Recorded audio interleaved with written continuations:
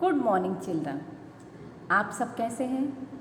मुझे पूर्ण विश्वास है कि आप पूर्ण स्वस्थ होंगे और अपने अपने घरों में सुरक्षित होंगे। तो बच्चों, आज हम हमारी रचना प्रसून हिंदी व्याकरण के पाठ 4 को सीखेंगे और समझेंगे। पाठ 4 संज्ञा। निम्नलिखित वाक्यों को पढ़िए और समझिए। नंबर 1, दिल्ली भारत की राजधानी है। नंबर 2, रवि में सज्जनता है। नंबर 3, सोना बहुत महंगा है। नंबर 4, किसान हल चला रहा है। बच्चों, ऊपर 4 वाक्य दिए गए हैं। इनमें दिल्ली, भारत, राजधानी, रवि, सज्जनता, सोना, किसान तथा हल शब्द किसी न किसी स्थान, वस्तु, प्राणी, भाव आदि के नाम को बता रहे हैं। ये शब्द संज्ञा शब्द हैं। तो बच्चों, आपने देखा ना कि इन चारों वाक्यों में ये जो शब्द हैं वे किसी स्थान, किसी वस्तु, किसी प्राणी और भाव के नाम को बता रहे हैं। ये जो शब्द हैं वे नाम बता रहे हैं, इसलिए ये क्या है? संज्ञा शब्द। चलिए हम संज्ञा की परिभाषा देखते हैं। किसी व्यक्ति, वस्तु, स्थान, जाति अथवा भाव के नाम को संज्ञा कहते हैं। किसी व्यक्ति, वस्तु, स्थान, जाति अथवा भाव के नाम को संज्ञा कहते हैं। अब हम आते हैं संज्ञा के भेद। संज्ञा के भेद। संज्ञा के 3 प्रमुख भेद होते हैं। संज्ञा के कितने भेद होते हैं? 3। नंबर 1, व्यक्तिवाचक संज्ञा। व्यक्तिवाचक संज्ञा किसी विशेष व्यक्ति, वस्तु अथवा स्थान के नाम को व्यक्तिवाचक संज्ञा कहते हैं। बच्चों, इसमें देखिए आप, किसी विशेष व्यक्ति, वस्तु अथवा स्थान के नाम को व्यक्तिवाचक संज्ञा कहते हैं। उदाहरण: ताजमहल, यमुना, भारत, हिंदी, निशा, सूर्य, शनि, पृथ्वी, अमेरिका, हिमालय, गीता, रामायण, महाभारत आदि। व्यक्तिवाचक संज्ञा शब्द सदैव एक वचन में होते हैं। ये इसकी एक विशेषता है कि व्यक्तिवाचक संज्ञा शब्द सदैव एक वचन में होते हैं। नंबर 2, जातिवाचक संज्ञा। जातिवाचक संज्ञा की परिभाषा देखेंगे। जिस संज्ञा शब्द से किसी प्राणी, स्थान अथवा वस्तु की संपूर्ण जाति का बोध हो उसे जातिवाचक संज्ञा कहते हैं। संपूर्ण यानी पूरी जाति का। संपूर्ण यानी पूरी जाति का बोध हो उसे हम क्या कहते हैं? जातिवाचक संज्ञा। उदाहरण देखेंगे।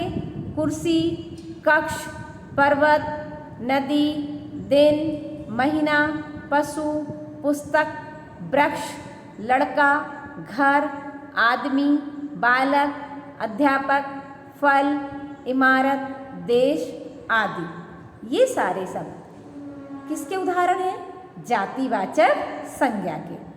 व्यक्तिवाचक संज्ञा का जातिवाचक संज्ञा के रूप में प्रयोग। कभी कभी क्या होता है? व्यक्तिवाचक संज्ञा का जातिवाचक संज्ञा के रूप में प्रयोग होता है वाक्य के अनुसार। कभी कभी गुणों या विशेषताओं को महत्व दिए जाने के कारण व्यक्तिवाचक संज्ञा शब्दों का प्रयोग जातिवाचक संज्ञा के रूप में होता है।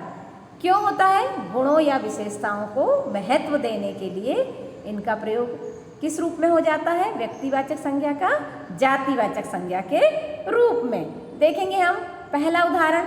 भारत के घर घर में सीता सावित्री ने जन्म लिया। यहाँ पर सीता और सावित्री का प्रयोग जातिवाचक संज्ञा के रूप में हुआ है।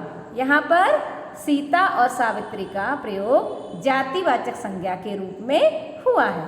भारत में आज भी श्रवण कुमारों की कमी नहीं है। इस वाक्य में भी श्रवण कुमारों की कमी नहीं है, तो इसमें श्रवण कुमारों ये जो शब्द है जातिवाचक संज्ञा के रूप में यहाँ पर प्रयोग हुआ है। देश को जयचंदों के कारण हानि उठानी पड़ती है। यहाँ पर जयचंदों यह भी जातिवाचक संज्ञा के रूप में इस वाक्य के अंतर्गत प्रयोग किया गया है। भाववाचक संज्ञा, जिस संज्ञा शब्द से किसी व्यक्ति अथवा वस्तु के गुण, दोष, भाव, आकार आदि का बोध होता है उसे भाववाचक संज्ञा कहते हैं। ये हमारी भाववाचक संज्ञा की परिभाषा है। जिस संज्ञा शब्द से किसी व्यक्ति अथवा वस्तु के गुण, दोष, भाव, आकार आदि का बोध होता है उसे भाववाचक संज्ञा कहते हैं। उदाहरण देखेंगे। कायरता, कुरूपता, वीरता, शांति, बुढ़ापा, उदासी, हार, जीत, दया, प्रेम, क्रोध, ठंडक, बुराई, अच्छाई, दुख, आनंद, खुशी आदि। ये जो शब्द हैं वे भाववाचक संज्ञा को बतलाते हैं। बच्चों, यहाँ पर हम स्मरण रखने योग्य बिंदु, किसी प्राणी, वस्तु, स्थान अथवा भाव के नाम को संज्ञा कहते हैं। ये हमें याद रखना है। किसी प्राणी, वस्तु, स्थान अथवा भाव के नाम को संज्ञा कहते हैं। संज्ञा मुख्य रूप से 3 प्रकार की होती है। संज्ञा जो है कितने प्रकार की होती है? 3 प्रकार की। नंबर 1 व्यक्तिवाचक संज्ञा, नंबर 2 जातिवाचक संज्ञा, नंबर 3 भाववाचक संज्ञा। जातिवाचक संज्ञा सर्वनाम, विशेषण, क्रिया तथा अव्यव शब्दों से भी भाववाचक संज्ञा बनती है। जातिवाचक संज्ञा सर्वनाम, विशेषण, क्रिया तथा अव्यव शब्दों से भी भाववाचक संज्ञा बनती है। मतलब यह है कि यदि जातिवाचक संज्ञा है और इसे यदि हमें भाववाचक संज्ञा बनाना है तो ये सर्वनाम, विशेषण, क्रिया तथा अव्यव शब्दों से बनाई जा सकती है। पाठ 4 संज्ञा। निम्नलिखित प्रश्नों के उत्तर दीजिए। यहाँ पर प्रश्न दिए हैं, उनके हमें क्या लिखना है? उत्तर। प्रश्न नंबर का व्यक्तिवाचक संज्ञा के 3 उदाहरण बताइए। व्यक्तिवाचक संज्ञा के हमें कितने उदाहरण बताना है? 3। हम देखेंगे उत्तर में यमुना, हिमालय, ताजमहल। ये मैंने लिखे हैं, आपको दूसरे लिखना है तो आप दूसरे भी लिख सकते हो बच्चों। तो यहाँ पर व्यक्तिवाचक संज्ञा के 3 उदाहरण में क्या लिखा मैंने? यमुना, हिमालय और ताजमहल। खा, लता किताब पढ़ रही है। वाक्य में व्यक्तिवाचक व जातिवाचक संज्ञा शब्दों को बताइए। यहाँ पर हमें व्यक्तिवाचक संज्ञा भी बताना है और जातिवाचक संज्ञा भी बताना है। उत्तर। व्यक्तिवाचक संज्ञा लता है, क्योंकि लता एक विशेष व्यक्ति का नाम है, तो ये किसके अंतर्गत आएगी? व्यक्तिवाचक संज्ञा के अंतर्गत। जातिवाचक संज्ञा किताब है। जातिवाचक संज्ञा क्या है इसमें? किताब। किताब जो शब्द है वह जातिवाचक संज्ञा है। अगला प्रश्न देखते हैं। गा, बुरा शब्द से बनने वाली भाववाचक संज्ञा क्या होगी? बुरा शब्द से बनने वाली भाववाचक संज्ञा क्या होगी? उत्तर। बुरा शब्द से बनने वाली भाववाचक संज्ञा बुराई है। बुरा से हमने भाववाचक संज्ञा बनाना है तो हम क्या बनाएंगे? बुराई। क्या बनाएंगे? बुराई। नंबर 2, निम्नलिखित प्रश्नों के उत्तर लिखिए। निम्नलिखित प्रश्नों के उत्तर लिखिए। का, संज्ञा किसे कहते हैं? उदाहरण देकर समझाइए। हमें यहाँ पर संज्ञा की परिभाषा लिखना है और उदाहरण देना है। उत्तर। किसी व्यक्ति, वस्तु, स्थान, जाति अथवा भाव के नाम को संज्ञा कहते हैं। उदाहरण: रवि, सीता, हल, पुस्तक, भारत, अमेरिका, बुराई, सुख। ये इसके उदाहरण हैं। खा, संज्ञा के कितने भेद हैं, प्रत्येक का नाम लिखिए। संज्ञा के कितने भेद हैं, उनके हमें यहाँ पर क्या लिखना है, नाम लिखना है। उत्तर, संज्ञा के 3 भेद हैं। संज्ञा के कितने भेद हैं, 3। व्यक्तिवाचक संज्ञा, जातिवाचक संज्ञा और भाववाचक संज्ञा। बच्चों आपने देखा संज्ञा के कितने भेद बताए हैं, 3। पहला कौन सा है, व्यक्तिवाचक संज्ञा, जातिवाचक संज्ञा और भाववाचक संज्ञा। चलिए आगे देखते हैं। गा, संज्ञा के प्रत्येक भेद के 2-2 उदाहरण लिखिए। हमें यहाँ पर संज्ञा के प्रत्येक भेद के कितने उदाहरण लिखना है, 2। उत्तर, व्यक्तिवाचक संज्ञा। अब इसमें हमें विशेष व्यक्ति, स्थान को लिखना है। तो हम यहाँ लिखेंगे व्यक्तिवाचक संज्ञा के अंतर्गत भारत और हिमालय। भारत, हिमालय, ये व्यक्तिवाचक संज्ञा के उदाहरण हैं। जातिवाचक संज्ञा, जातिवाचक संज्ञा में आप लिखेंगे नदी, देश। जातिवाचक संज्ञा में क्या लिखेंगे, नदी, देश। भाववाचक संज्ञा, बुढ़ापा, वीरता। भाववाचक संज्ञा में क्या लिखेंगे, बुढ़ापा और वीरता। घा, किन्हीं 4 सर्वनामों से भाववाचक संज्ञा बनाकर लिखिए। यहाँ पर हमें सर्वनाम शब्द दिए गए हैं और उनसे हमें क्या बनाना है, भाववाचक संज्ञा। पहला शब्द है अपना। अपना सर्वनाम है, इससे हमने बनाया भाववाचक संज्ञा अपनापन। क्या बनाएंगे, अपनापन। पराया, पराया से परायापन, भाववाचक संज्ञा। आप, आपा। आप से क्या बनाएंगे आप, आपा। अहम, अहम से बनाएंगे अहंकार। अहम से अहंकार।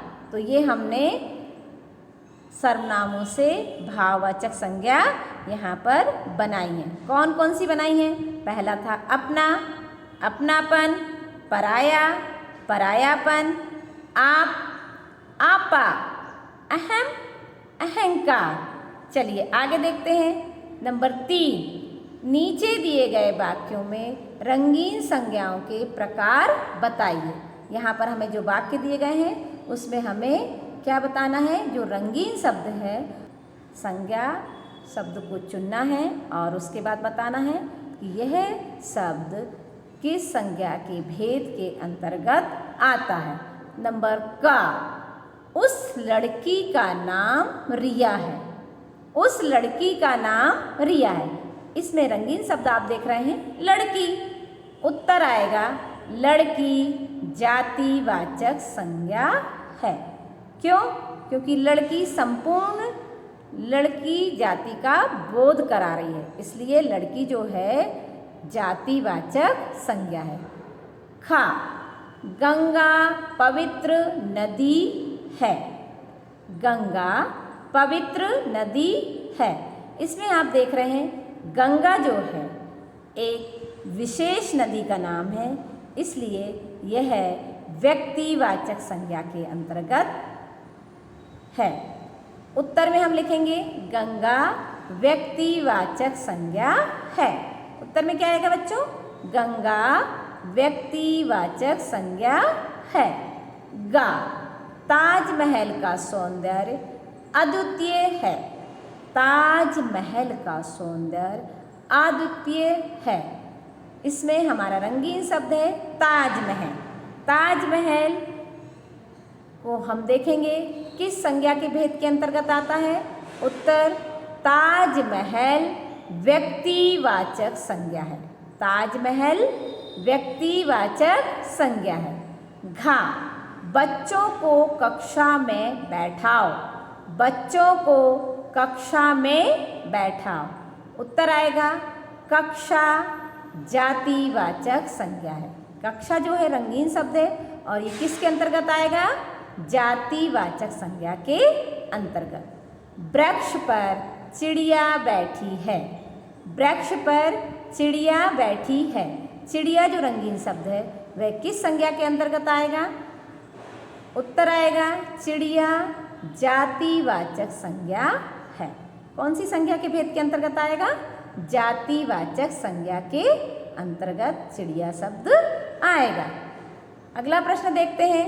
नीचे कुछ संज्ञा शब्द लिखे हैं, उन्हें उचित भेद के सामने लिखिए। यहाँ पर कुछ संज्ञा शब्द लिखे हैं, हमें उनके भेदों के अनुसार उनके सामने लिखना है। पहला शब्द है हमारा यमुना। यमुना जो है व्यक्तिवाचक संज्ञा है क्योंकि एक विशेष नदी का नाम है। दूसरा हमारा है कुर्सी। कुर्सी हमारा जो है जातिवाचक संज्ञा के अंतर्गत आएगा। भारत। भारत हमारा व्यक्तिवाचक संज्ञा के अंतर्गत लिखेंगे। अध्यापक। अध्यापक हम जातिवाचक संज्ञा के अंतर्गत लिखेंगे। इमारत। इमारत हम जातिवाचक संज्ञा के अंतर्गत लिखेंगे। कायरता।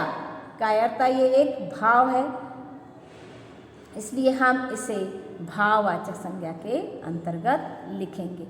हिंदी। हिंदी एक विशेष भाषा, तो हम इसे कहाँ लिखेंगे? हिंदी को व्यक्तिवाचक संज्ञा के अंतर्गत। बुढ़ापा। बुढ़ापा हमारी एक अवस्था है, इसे हम कहाँ लिखेंगे? भाववाचक संज्ञा के अंतर्गत। उदासी। उदासी भाववाचक संज्ञा के अंतर्गत आएगा। बकरी। बकरी हमारा जातिवाचक संज्ञा के अंतर्गत आएगा क्योंकि ये संपूर्ण जाति का बोध करा रही है। गीता।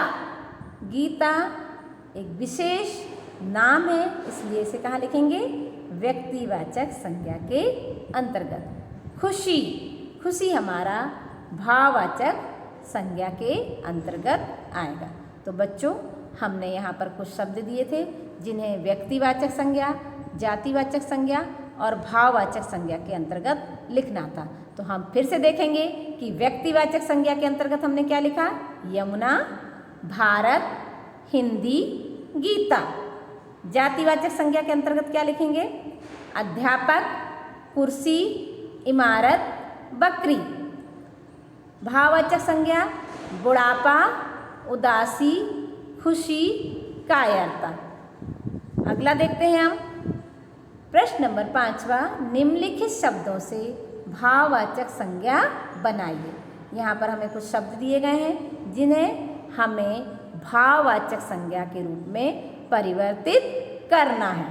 पहला है बुरा। बुरा से क्या बनाएंगे? बुराई। बुरा से बुराई। मित्र। मित्रता। मित्र से मित्रता भाववाचक संज्ञा। मीठा, मिठास। हंसना, हंसी। शीघ्र, शीघ्रता। शीघ्र, शीघ्रता। लोभी, लोभ। लोभी, लोभ। कायर, कायरता। कायर, कायरता। ऊंचा, ऊंचाई। ऊंचा, ऊंचाई। अच्छा, अच्छाई। अच्छा, अच्छाई। निकट, निकटता। निकट, निकटता। सही उत्तर वाले विकल्प पर सही लगाइए। यहाँ पर हमें सही उत्तर वाले विकल्प पर सही लगाना है या उत्तर के रूप में सही लिखना है। नंबर 1, निम्नलिखित में संज्ञा का भेद नहीं है। यहाँ पर हमें 4 विकल्प दिए गए हैं और हम देखेंगे कौन सा संज्ञा का भेद नहीं है। का व्यक्तिवाचक संज्ञा, ख जातिवाचक संज्ञा, गा स्वयंवाचक संज्ञा, घा भाववाचक संज्ञा।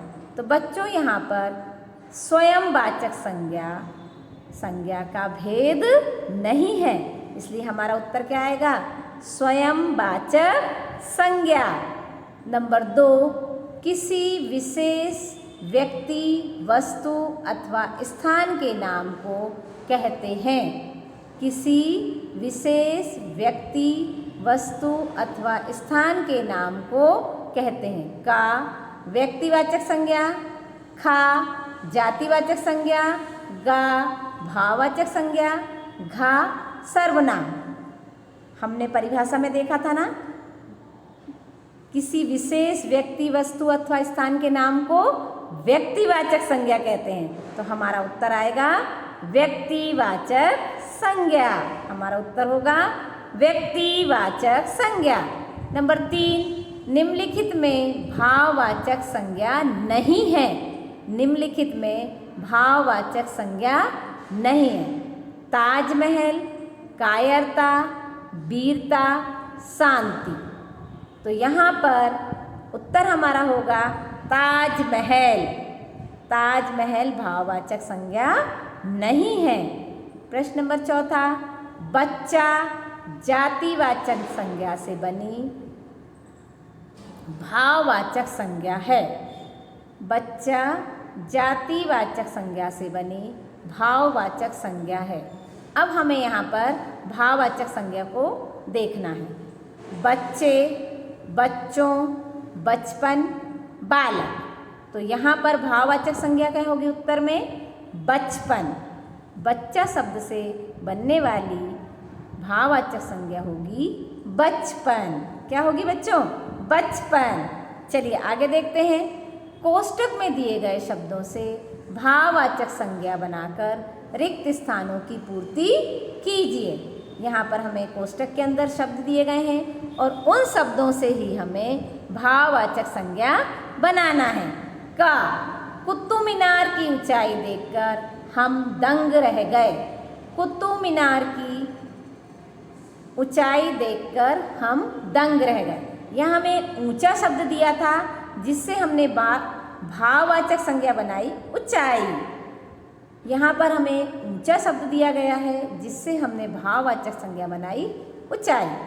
खा हमें अपने डैश की देखभाल करना चाहिए। यहाँ पर दिया है शब्द स्वस्थ। तो स्वस्थ से हम भाववाचक संज्ञा बनाएंगे स्वास्थ्य। क्या बनाएंगे? स्वास्थ्य। पूरा वाक्य पढ़ेंगे। हमें अपने स्वास्थ्य की देखभाल करना चाहिए।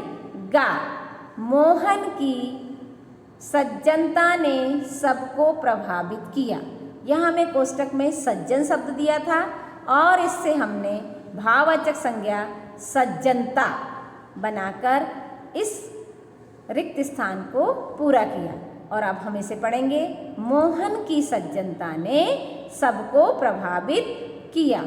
घा रोहित की लिखावट सुंदर है। रोहित की लिखावट सुंदर है। हमें कोष्टक में शब्द दिया था लिखना। लिखना से हमने भाववाचक संज्ञा क्या बनाई? लिखावट। क्या बनाई बच्चों? लिखावट। और अब इस वाक्य को मैं पढ़ूंगी। रोहित की लिखावट सुंदर है। अंतिम वाला देखते हैं। सड़क पर सावधानी से वाहन चलाना चाहिए। सड़क पर सावधानी से वाहन चलाना चाहिए। यहाँ पर हमें शब्द दिया था सावधान। इस सावधान शब्द से हमने भाववाचक संज्ञा बनाई सावधानी। क्या बनाई बच्चों? सावधानी। नीचे दी गई वर्ग पहेली में 15 शब्द छिपे हैं जिनमें 5 व्यक्तिवाचक, 5 जातिवाचक और 5 भाववाचक संज्ञा हैं। शब्दों को ढूंढकर उचित भेद के सामने लिखिए। बच्चों आपकी पुस्तक में एक वर्ग पहेली दी गई है। उसके अंदर 5 व्यक्तिवाचक, 5 जातिवाचक और 5 भाववाचक संज्ञा शब्द छिपे हुए हैं। हमें यहाँ पर व्यक्तिवाचक संज्ञा के सामने व्यक्तिवाचक संज्ञा लिखना है, जातिवाचक संज्ञा के सामने जातिवाचक और भाववाचक संज्ञा के सामने भाववाचक शब्द चुनकर लिखना है। तो सबसे पहले हम देखेंगे व्यक्तिवाचक संज्ञा के अंतर्गत भारत, रहीम, कमल, रिया, गंगा। यहाँ पर आप देखेंगे व्यक्तिवाचक संज्ञा के अंतर्गत भारत, रहीम, कमल, रिया और गंगा शब्द हैं। जातिवाचक संज्ञा के अंतर्गत पुस्तक, भाई, ईंट, ईश्वर, मित्र। जातिवाचक संज्ञा के अंतर्गत आप देखेंगे पुस्तक, भाई, ईंट, ईश्वर और मित्र हैं। भाववाचक संज्ञा मिठास, सफलता, मित्रता, हरियाली, गहराई। उस वर्ग पहली में आपको भाववाचक संज्ञा के अंतर्गत मिठास, सफलता, मित्रता, हरियाली और गहराई शब्द मिलेंगे। तो बच्चों आपने ये देखे, यहाँ पर हमने 5-5 शब्द वर्ग पहली के अंदर से ढूंढकर यहाँ पर लिखे हैं। अगला प्रश्न देखते हैं। अगला प्रश्न आपके लिए है ग्रह कार्य। बच्चों आपको ये होमवर्क करना है। इसमें प्रश्न नंबर 1 है, संज्ञा के कितने भेद हैं, प्रत्येक का नाम लिखिए। संज्ञा के कितने भेद हैं, भेद का नाम लिखना है आपको, प्रत्येक भेद के नाम लिखना है। नंबर 2 प्रश्न है आपका, संज्ञा के प्रत्येक भेद के 2-2 उदाहरण लिखिए। आपको संज्ञा के प्रत्येक भेद के 2-2 उदाहरण यहाँ पर लिखना है। प्रश्न नंबर 3 है, किन्हीं 4 सर्वनामों से भाववाचक संज्ञा बनाकर लिखिए। और आपको नंबर 3 प्रश्न दिया गया है कि 4 सर्वनाम शब्दों से आपको भाववाचक संज्ञा बनाकर लिखना है। तो बच्चों आज हमने संज्ञा के अंतर्गत क्या क्या सीखा। सबसे पहले हमने संज्ञा की परिभाषा, उसके बाद हमने संज्ञा के भेद। संज्ञा के कितने भेद होते हैं, 3, व्यक्तिवाचक, जातिवाचक और भाववाचक। उसके बाद हमने उसके उदाहरण भी देखे और उसके पश्चात हमने इस पाठ के अंतर्गत जो भी अभ्यास में प्रश्नोत्तर दिए गए थे उन्हें हमने हल किया। खाली स्थान भरना सीखा, संज्ञा बनाना सीखा, व्यक्तिवाचक से जातिवाचक, जातिवाचक से भाववाचक किस प्रकार हम परिवर्तित कर सकते हैं, ये सब ज्ञान आज हमने इस पाठ के अंतर्गत सीखा। तो बच्चों आज के लिए बस इतना ही, और अगली क्लास में फिर हम नया लेसन लेकर आपके सामने फिर मैं प्रस्तुत होंगी। तब तक के लिए धन्यवाद, नमस्कार।